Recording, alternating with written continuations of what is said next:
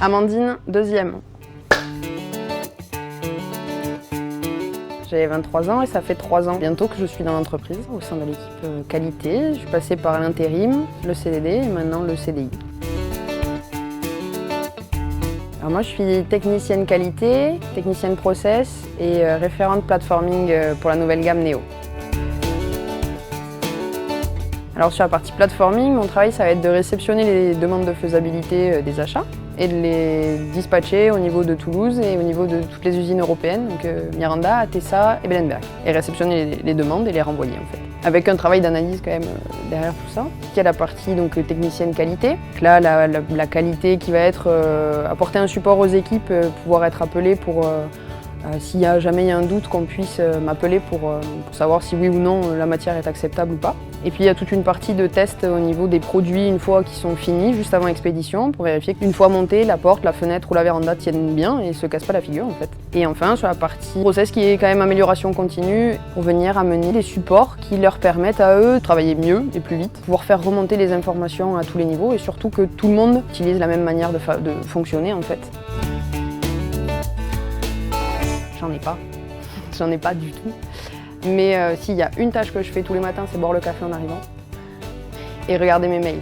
Je regarde mes mails parce que dans mes mails, j'ai mes rapports de production, donc de la RPT, du filage. Et en fait, je regarde si tout s'est bien passé, s'il y a eu un clash pendant la nuit, si s'est passé quelque chose, tant sur le plan process que qualité du coup, sur les deux côtés. Et puis sur le plan qualité, être au courant de s'il y a eu une panne presse par exemple, ou si on a dû arrêter des filières en cours de fonctionnement. Être au courant que potentiellement c'est de la matière qui va être scrappée après ou justement une matière où il faut avoir un œil un peu plus avisé dessus en fait. Après sinon ma journée, je peux autant rester sur le bureau parce que j'ai des KPI à apporter aux responsables d'atelier ou j'ai des fichiers à faire pour les opérateurs, comme devoir descendre en production parce qu'il y a une filière qui est en train de passer où on sait qu'elle est sensible et il faut la suivre avec les opérateurs. Le relationnel. Parce que j'ai la chance de pouvoir communiquer avec tous les services, tous les niveaux de compétences et tous les niveaux hiérarchiques en plus, de l'opérateur jusqu'à un responsable d'OPEX et sur toutes les fonctions support avec tous les techniciens amélioration continue et tous ceux qui travaillent pour HBS et non pas que pour la production en opération, mais qui sont vraiment globaux. Donc oui, c'est ça ce que je préfère dans mon travail. En fait.